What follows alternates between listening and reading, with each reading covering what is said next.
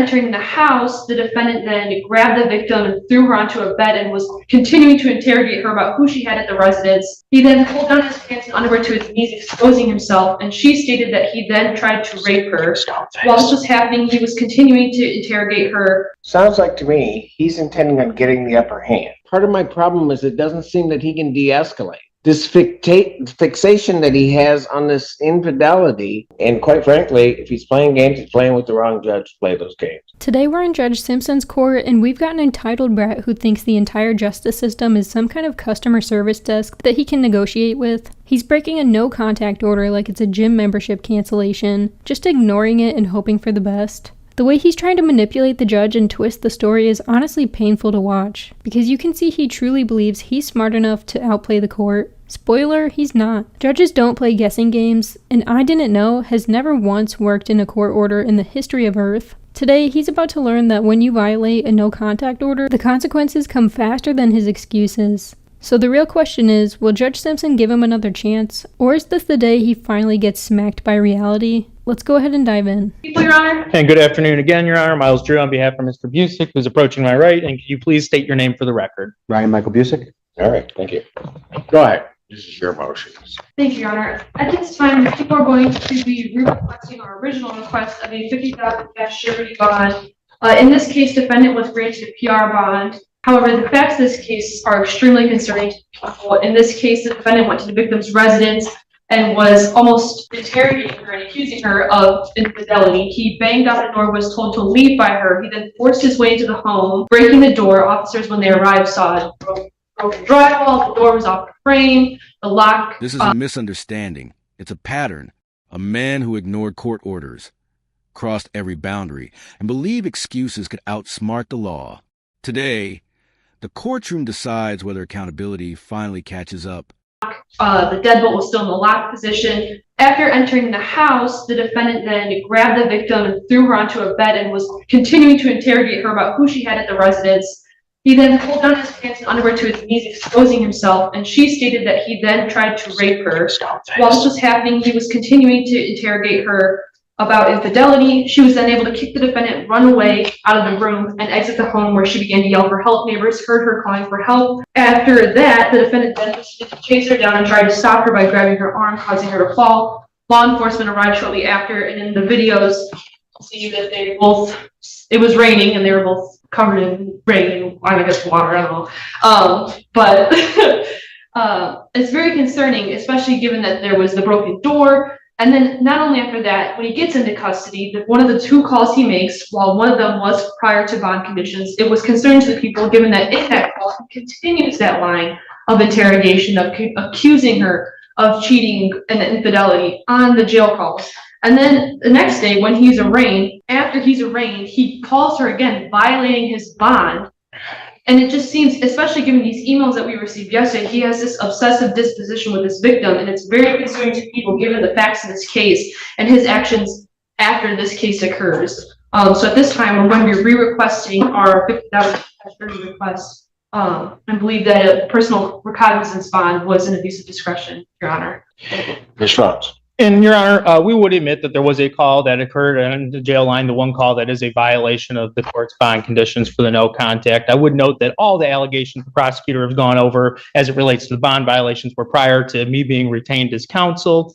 Mr. Busick's a lifelong resident of Ypsilanti. He has a clean ICHAP that I've seen, meaning he has no priors and accordingly no capious history. While this is a very serious charge, and Mr. Busick does contest the allegations and is serious about facing them as evidenced by retaining counsel, I would note that there was no injuries or medical treatment and that Mr. Busick did comply with police officers. While I'm not here to litigate the facts of this case in a bond hearing, I think it's evident from looking at this case and the pending case against the complaining witness, where my client is the victim, that they have a dysfunctional long-term relationship that will no longer work out in any capacity as a romantic relationship. I've expressed that to Mr. Busick, and he's been receptive to that feedback. I think it's clear that neither party has treated each other very well.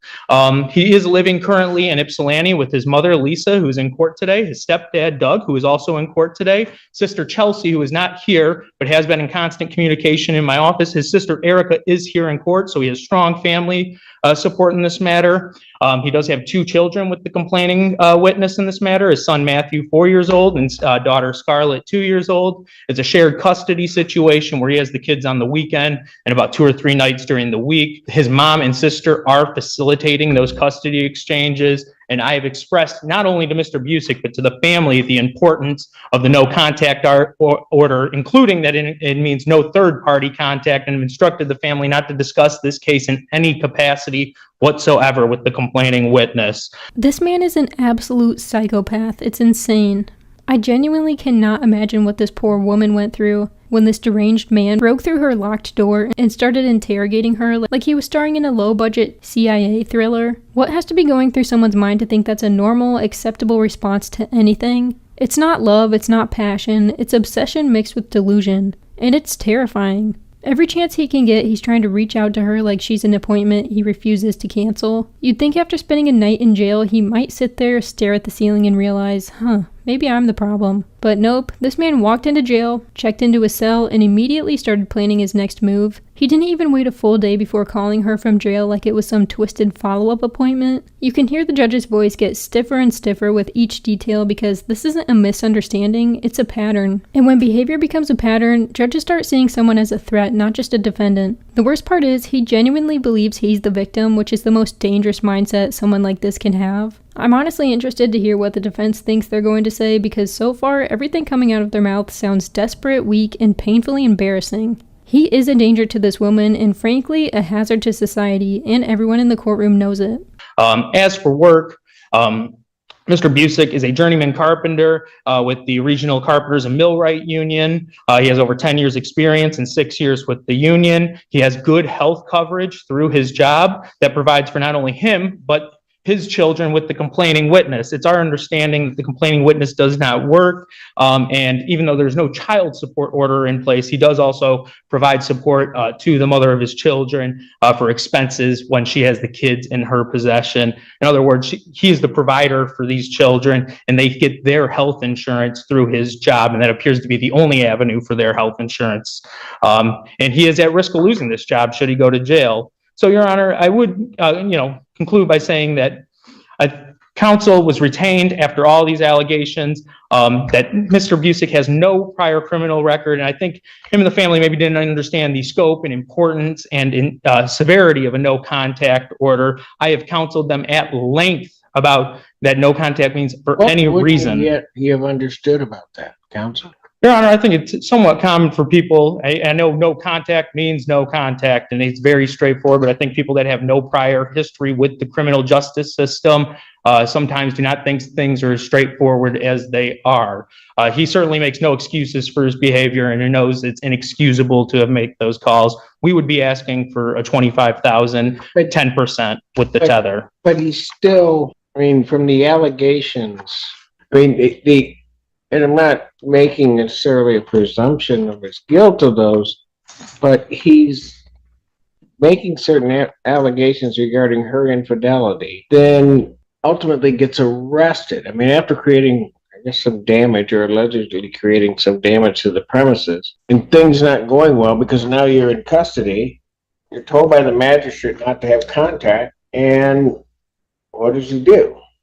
He has contact about the same thing that the allegations are about. Right. I understand the court's concerns. That's why we are asking for a cash bond in this matter. I would point out that, since he was assaulted in March by the complaining witness, which resulted in felonious charges, these have been some of the hardest and trying months of his life. He has not been in his right state of mind. We're going to be looking to getting him, treatment while on bond and getting evaluated for a treatment course so he can get some support in facing this tough time, Judge. Ultimately, there's no excuse for making the phone call on bond. We understand that the allegations are concerning. We can test them as it relates to the case. Tell me how I can even be sure that he's going to follow this court's conditions. Well, I think you have his family sitting right here in the courtroom, that they're accountable, good members of our society that are going to be looking out and holding him accountable. They have, financial interests involved in this case as well. They are living with Ryan. He has no prior record, which I think speaks to the fact that they raised him pretty well up to this trying point here. And I think that the tether was put in place after these phone calls, and there's been no issues with the exclusion zone. So I think in that respect, the tether is working, Judge, and I think you have members of the community that will be looking out to assure that your court order is followed by Mr. Busick. And I think this is a real wake-up call for him, quite frankly. This isn't a situation he's used to being into, given his clean criminal record. And I think he's standing up a little bit straighter now after this and understands just how much is on the line after having a stern talking with counsel both last night and prior to court today about the severity of the situation that he's in here, Judge. In the 14B case, isn't there a no contact? There is a no contact order in place. So what's he doing there? That's the part that's troublesome to me. He has a case in which he's the alleged victim, right, counsel? Correct. He knows there's a no contact provision, right? Yes.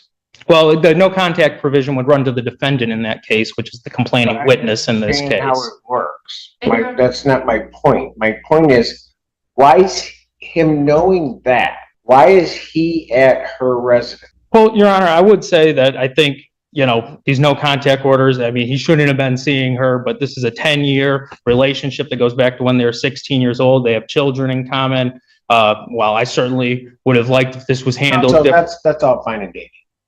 But he knows she's not supposed to have contact, right? Well, he believed the condition was dropped. But I mean, I would agree that he should not be having contact with her. Where would he get the idea that it was dropped? I'm not sure, Your Honor. What is so confusing about a no contact order? It literally could not be more straightforward. Do not contact the person. That's it. There's no algebra, there's no fine print, you don't need a dictionary. Yet here he is still trying to convince the judge that he didn't understand or thought maybe it was optional, like a store coupon. Is he brain dead, or is he trying to play dumb because he knows the truth won't help him? And then the defense actually tries to flip the victim into the aggressor. Absolutely pathetic. They bring up irrelevant past drama as if that somehow magically excuses kicking down a door and stalking someone. Sure, he has no major priors, but guess what? None of that matters when you commit a violent act and then immediately break a court order. You don't get a free pass just because your criminal record used to be clean. Judges care about patterns, safety, and respect for court authority, and this man has failed on all three. And then his excuse keeps changing. First he didn't understand, and then suddenly he thought the order was dropped. Well, which one is it? You can't accidentally violate a court order and also claim you thought it magically disappeared. Pick a lie and stick with it. I don't believe that for a minute. I mean, he knows she's not supposed to. I mean, I'll tell you what it sounds like to me. Sounds like to me he's intending on getting the upper hand. So he goes over there and he can basically, in essence, force her to give whatever answers he wants, because the one thing at least he knows or thinks is that if he calls the police, she's in violation, I'm not. No, I don't think that that's the situation going on. I mean, when the police officers did bring up the no contact order on the scene, he said that he had thought it had been dropped. I think he's simply concerned about, these beliefs of infidelity, Your Honor. It's an improper way of going about it without doubt. But given that he has no record, he hasn't had any trying situations, he's only 26 years old, any trying situations like this in his life, I would view this as kind of a one-off situation, that now that he has the accountability structure in place with his family, being aware of what's going on, being in the courtroom here supporting him, that this type of behavior would not continue, and I expect him to comply with all court orders going forward, Judge. Anything else from people? Nothing, I mean, I just have concerns given what the court stated with the no contact order in the 14B case, and given that the victim in her interview with police at the scene states that they're separating, so I don't know why he would go to her residence to accuse her of this break-in and assault her. I just don't understand. But nothing else from the people as far as this goes, Your Honor. All right, and I think you know this, counsel. What I really should do is I should revoke his bond. He doesn't make it a day before he's violating the bond condition. I understand the court's concern. It's not. What is troublesome for me is that he violates the bond condition. And when you look at the transcript of what he's talking about in the very first part, it's just a continuation of what got him there in the first place. And I think this. Sorry. Go ahead. I was going to say, I think the stern talking to that I've had with both him and his family about the, concerning nature of these allegations, the phone call transcript. I think that he's been very receptive to my feedback, and I don't see that this being an issue going forward. This was, within a day of the incident, his emotions were still very, high in charge. It's obviously no excuse for doing what he did, but given that Counsel, that's part of my problem. Part of my problem is it doesn't seem that he can de-escalate, because he gets involved in this thing, gets arrested, this fixation that he has on this infidelity, even after he's arraigned, even after he's warned, admonished what he can do, what he can't do. Within hours of that, he can't step back. He just can't. I understand the court's concern. I would say, while I would not have advised him to send any of those emails to the court, the fact that he's reaching out to the court, not to her, is some indication of change from the, Friday before. No, it's really not. He's not reaching out to her. I certainly would not have advised him to send those emails, and I have instructed him going forward not to do anything like that and to run anything he's doing with these cases through counsel going forward. Listen. Even the emails are concerning. In the emails, he's trying to get her in trouble, trying to use this as leverage against her in the other case. He just can't stop. Even if it's not contacting her, it's this continued obsessive feelings towards this victim. I'm certainly not pleased with the emails being sent, but I would note that it does appear that there are potentially bond violations on the other case. That's not a concern for this court here, but it's not like he's making up and frivolly. Why is it even his? Your Honor, I have no good explanation for that. Tell me what your client's purpose in sending those to the court. What was the purpose in sending those to the court? Wanted to alert them of the bond violations that have been alerted of in his case, Your Honor. It's not anything that he's proud of, but, he was going to change his actions going forward. It's not my court. He knows what court it's in. Why is he sending it here? I think people commonly get confused about the 14th. Counsel, look at the very first email. He's not confused, because he's real clear about what he thinks is happening with her defaming him. I meant the confusion about 14A or 14B, Judge. I understand. No, but I'm saying, why did he send it here? I'm not the judge. He knows it. He's not confused about what court it is at all. Well, I think he did believe he was reporting it to the court of record, albeit mistakenly, Judge. Is he going to tell me that if I put him under oath that he thinks he's sending it to the right place? Yes, he was. There is no way. Why is it coming right now? When were those videos taken? When were those videos taken? About a month ago. And that was... She's got a winter sweater on in like May? Really? So if you had them for a month and you think you're contacting that court, what took you so long? There's no excuse for the timing. No, what took him so long? This is his story. He's trying to convince me that he can behave. Would you like me to speak? Go ahead.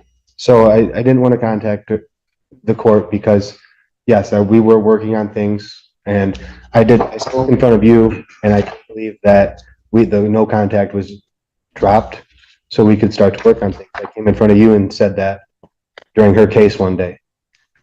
Your Honor, I would note that it was charged as a felony case, and I know you typically sit on the PCC docket, so you may have been a judge that appeared on that case at some point. My understanding is that currently it is just the misdemeanor domestic violence charge that is still pending against the complaining witness, but I do believe it was a felony case where it's possible you would have been a judge that sat on that docket. And, Your Honor, You can literally see the judge give up on the defense mid-speech. He's not interrupting, he's not asking questions, he's just staring into space like he's counting the ceiling tiles until he can bring the hammer down. The moment he leaned back in his chair with his head tilted upward, the entire courtroom knew it was over. That's the body language of a judge who's heard enough nonsense to last a lifetime. He doesn't buy a single word of their story, not the miscommunication, and not the misunderstanding, and definitely not the sudden shock that breaking a court order has consequences. The lawyer keeps repeating that he gave the defendant a stern talking to, like this is kindergarten, and the kid got caught stealing crayons. Grown adults do not need stern talking tos. They need accountability. This man should know the difference between right and wrong by now, but he clearly doesn't care. And that's why the judge isn't even considering leniency, because if he walks out of court today, the victim is in danger again tomorrow. The judge is done playing babysitter. The legal system is not here to negotiate with grown toddlers. if the court does remember, you were on that case for PCC's vote, the people had declined to address the no contact and change it, given concerns of the case. you were looking to report these month-old alleged bond violations. Why did the court need to know that now she's defaming you? I just said there's no excuse. For sending it. There's no excuse for the slander, man. What? No excuse for the slander. Yeah, but how is that a bond violation? I believe there was an understanding from Mr. Busick that there was some kind of no alcohol or no drug provision as part of her pretrial release order. I believe that's what he understood. Whether that is or is not the case, I'm not sure, Judge. But then it says, and is now causing defamation against me. Why is that important to the other court? It's not. Yeah, it's only important to this court. Correct. And this bond hearing. And I did believe that it was still here. I didn't know it was at 14B. How come you didn't go through your attorney to send this? I was not retained at that time, Your Honor. No, I'm talking, you had a PD at the time. Why didn't you go through her?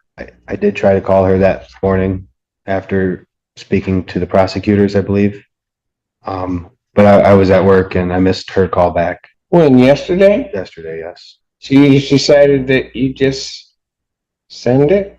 Well, yes, so I did. I called the courthouse on my break and I said, you know, where do I contact for breaking bond? I should not have, Your Honor. Why was it so important for you to report her breaking bond? Let's assume it to be true. Why was that so important? Right now. Well, it was Careful how you answer me. correct. It was, Because, no, listen. Why was it so important to do that? You had just received an emergency bond motion to change your bond. You then start sending stuff. Why is it so important to now report what you say is a month old? I think they're older than that. The month-old video. Why is it so important to do that this week? I wasn't thinking of it, Your Honor. Why was it so important? I don't care. What was your thinking? Whether clear or not, what was your thinking? I mean, I really wasn't thinking. I really wasn't thinking clearly. I'm not too sure. I suspect the court could hear Mr. Busick there. I mean, he has no justification. He clearly wasn't thinking straight. I mean, I think he was feeling the pressure of the bond violations in this case, was aware that, or thought he was aware that she may be violating her bond. There's no good justification. There's no answer that we're going to provide you, Judge, that ultimately satisfies what makes you. me not believe that as he feels the pressure of this case, that he doesn't lash out and do something? Well, I think his Why children. would I believe that? He had counsel at the time. I don't think he had the same trust relationship with that counsel that he has now. And I think knowing how much his children's health care is on the line because of this, because his job is on the line. It's all on the line. It was Absolutely. on the line after he was arrested. It was on the line when he made that call. It was on the line when he starts sending these emails. It's always been on the line. I don't know why he can't recognize that. And that leads me to believe that no matter what I tell him, he can't do it. If he doesn't understand that from the very beginning, what's at stake. And I do believe that he went over to that unit. Now, he went over there to get her in trouble, just like these emails. That's what he's doing. No, I don't think that the facts when the case is litigated will show that that was his intention at all, Your Honor. I understand the court having concerns, but I think not only, my talking with him, but now this, bond violation hearing in front of his parents, I think he's going to be standing much straighter. I think he understands it. I wish he was a quicker learner. It shouldn't take his parents to make him stand up and do right. And it doesn't, Your Honor. I think that he'll prove that going forward on bond. And I think quite bond, frankly, to the extent that he needs help, he can get better help and services outside of jail than he could quite inside. frankly, they shouldn't have to be here. Right, and he agrees. I mean, even if the prosecutor objected, they shouldn't have to be here. Right. And Mr. Busick agrees. He's embarrassed and shamed by what he is putting, not only himself, but his family through in this. He's not proud to be here today, Your Honor. Well, I understand what the people's request, I understand what the defendant's request is. I don't think since he's gotten out until he's called to the carpet, this defendant really does conduct himself appropriately. I I don't think that has anything to do with his parents or his family or his upbringing or anything along those lines. He just can't do it. And then starts sending, he's got an attorney, and he's just sending these emails to the court, accusing her of things. He's in her proximity. He doesn't need to be around her at all. He doesn't need to be contacted. He just continued, and that's the part that is striking to me, is the allegations in this case was that he's arguing about it, about some infidelity. He gets arrested. He goes to jail. He gets arraigned. And at no point after that whole process, after they told him, don't contact her, don't talk to her, he's got attorneys, he's all of those things. What does he do? He calls her again to berate on her. And it's very clear from her responses in the transcript. She doesn't want to talk to him about that. Now the defendant is trying to flip the situation by accusing the victim of breaking her bond. Absolutely hilarious. The judge, the attorneys, the courtroom spectators, everyone knows exactly what he's doing. He's trying to create chaos and confusion so his own actions get buried underneath fake accusations. The best part is when he tries to play dumb and pretend he didn't realize what he was doing, and then immediately gets caught in his own lie. The judge saw straight through it. His confusion wasn't confusion, it was strategy, and a terrible one. The court wants honesty, and this guy gives nothing but manipulation, excuses, and emotional tantrums. Every time he opens his mouth, he makes himself look more dangerous and less trustworthy. You can practically see the jail bars forming behind him as the judge listens. It's obvious where this case is headed, and it's definitely not home sweet home. His future is looking like concrete walls, metal doors, and a very silent phone. And he just keeps on. And then, if that isn't enough, he then says, oh, okay, well, just like paraphrase it, well, if you won't answer me, I'm going to try to get you in trouble and get you locked up, so I'm going to send this a month after. He's just playing games. And quite frankly, if he's playing games, he's playing with the wrong judge to play those games. Defendant's bond is going to be set, and the court is going to find on two bases. One, his violation after the bond terms were set, the court can review his bond. But I also think, given the way this defendant is exemplified by everything, that it was indeed an abuse of discretion to set his bond at a personal or cognizant bond in this case. Defendant's bond will be reset. The conditions still apply. His bond will be reset at $50,000 cash surety. Would you consider a 10% provision, Judge? Cash surety. You can raise it again if you want to on the 12th, but right now he's going. Fair enough. I hope you and your staff have a great day. You do the same, sir. Good morning, or good afternoon, Your Honor. Miles Drew on behalf of Mr. Ryan Busick, P number 84554. Mr. Busick, could you please state your name for the record? Ryan Michael Busick. This is a date and time set for PCC. And Your Honor, at this time, I've made a request for the video and digital discovery in this that has not been tendered to me yet, so we'd be requesting an adjournment of the PCC. All right. There would need to be a green sheet that would need, you may not be aware of that. We'll get you a green sheet to fill that out. Sure thing, Your Honor. All right. Your Honor, just for the record, there was also, the media discovery we have is in the discovery packet and should be sent over to counsel. And then I also, I called yesterday, have not received that yet, but it should be in route soon. All right. And Your Honor, we would like to address Brian when the court is ready. You want the 26th or the 3rd, counsel? Give me just a moment to check my calendar, Judge. The 26th would be fine if I could be accommodated, say at like 10 a.m. or later. Well, I have an you'll likely be in more toward the afternoon, but I will set it at 9. And then we'll place you into a block. We noted what you've indicated, but Very good. Yeah, I do have a if he's hearing. in custody, you'll be in the 9 o'clock block, I will tell you. Okay, I may just be tardy for court then that day. I'll be coming directly from. All right. Yes, that's about. As to bond, while I know the court heard me 2 days ago, I would note that, due to Mr. Busick having no record, these last 2 nights in jail have left an incredibly strong impression on him. Not only the seriousness of this case, but the importance of following all conditions of any bond or any court order going forward. He would like to get back out working so he can save his health care for his children and for himself. He would like to pursue a mental health evaluation. I have talked to clinical therapists, one named Virginia Dawson, who works closely with many courts in Oakland and Wayne County, and she's worked with my office for years. She has experience at the 48th and 16th District Court. I've confirmed that she has appointments that would be available to him every single day next week, depending on his schedule. So we would accordingly renew our request for a cash bond that Mr. Busick can afford of $25,000, 10%, Your Honor, with the tether, obviously. Response from the people. Your Honor, I believe the court knows where the people stand on bond. At this point, I'm going to object, given the fact of the bond violation originally, and then the facts of this case. I believe the bond that is currently set at this moment is appropriate for this case, given all that was stated previously on the emergency bond motion, as well as the bond violations that came up as part of it. And the court would incorporate its findings a couple of days ago addressing the emergency bond.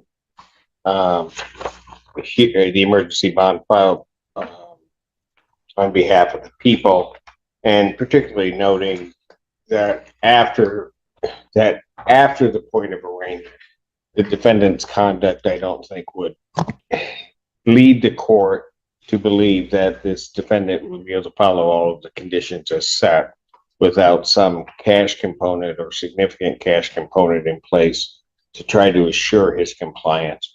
And so, and also the court does believe, because of those actions, the defendant does pose a risk or threat to the community. And so therefore the court will deny the defendant's motion to reduce the bond in this case once again. Would you consider a 10% provision on the current bond, Your Honor?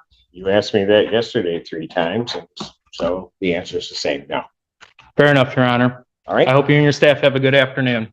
Thank you for allowing me to make a record, as always. Thank you. A straight $50,000 cash surety, no more PR bonds, no more promises, no more games. And honestly, that's exactly how it should be when you're a danger to the public and a threat to the victim. The judge is tired, the attorneys are tired, and honestly the viewers are tired, because this man still thinks he's the smartest person in the room. He tried manipulating the system like it was a video game, and instead ended up leveling himself into jail. Hopefully this is finally the moment where he figures out how to live a life without stalking, lying, and terrorizing people, and maybe he'll learn that no contact order means exactly what it says. The funniest part is, he came back just a few days later trying to get his bond reduced, like 3 days in jail changed his entire personality. The judge denied him so fast, the courtroom air probably shifted. Time to sit in a cell, stare at the wall, and rethink his entire existence. Actions speak louder than excuses, and at this point, his actions are screaming. Thank you so much for watching. Don't forget to like and subscribe, and I'll catch you in the next one. This case proves one thing. Courts don't punish words, they punish patterns. Excuses fade, but behavior tells the truth every time. And today, reality hit harder than any explanation ever could.